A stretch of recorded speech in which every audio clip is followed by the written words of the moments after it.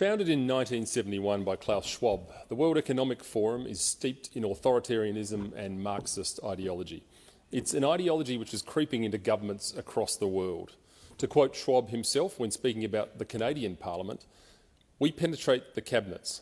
I know that half this cabinet, even more than half, are actually young global leaders of the World Economic Forum.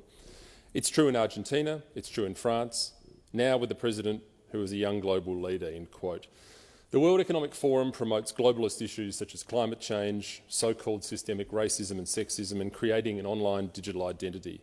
However, closer inspection reveals the World Economic Forum is an anti-capitalist, anti-free market organisation that seeks to subvert Western values and political processes.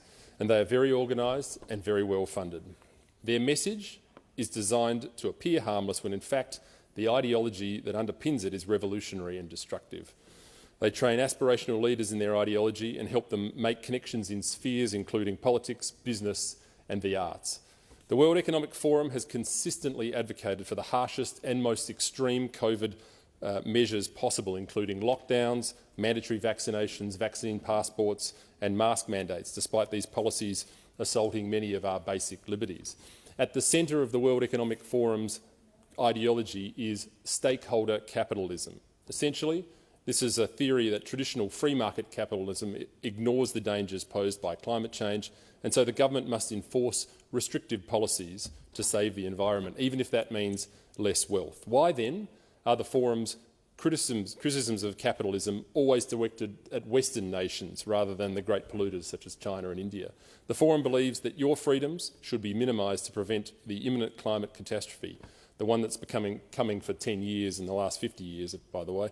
The central theme of the World Economic Forum's material is what they call the Great Reset, which is Klaus Schwab's term for the opportunity the pandemic has presented to reimagine and reinvent the economic policies of the West.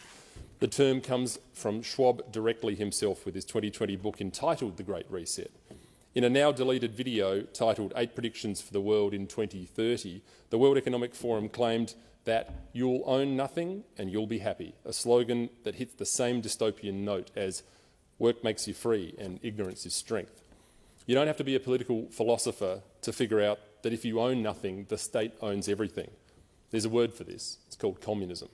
The World Economic Forum and its affiliates shamelessly promote the abolition of private property, a central facet of Karl Marx's demented utopian ideology which led to the deaths of tens of millions of people worldwide in the 20th century. To quote Margaret Thatcher, quote, "Communism never sleeps, never changes its objectives, and nor should we."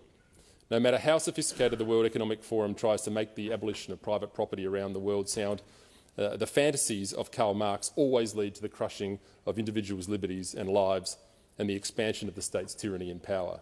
It is imperative that we pay close attention to the World Economic Forum and do all that we can to preserve liberty and reduce government intrusion in our lives. And if we fail to do so, the anti-democratic forces in the West will continue to march on, and we may wake up to an Australia that we no longer recognise. Australians deserve to know the extent to which the World Economic Forum's influence and infiltration of our country and how far it has gone, and we're going to find out.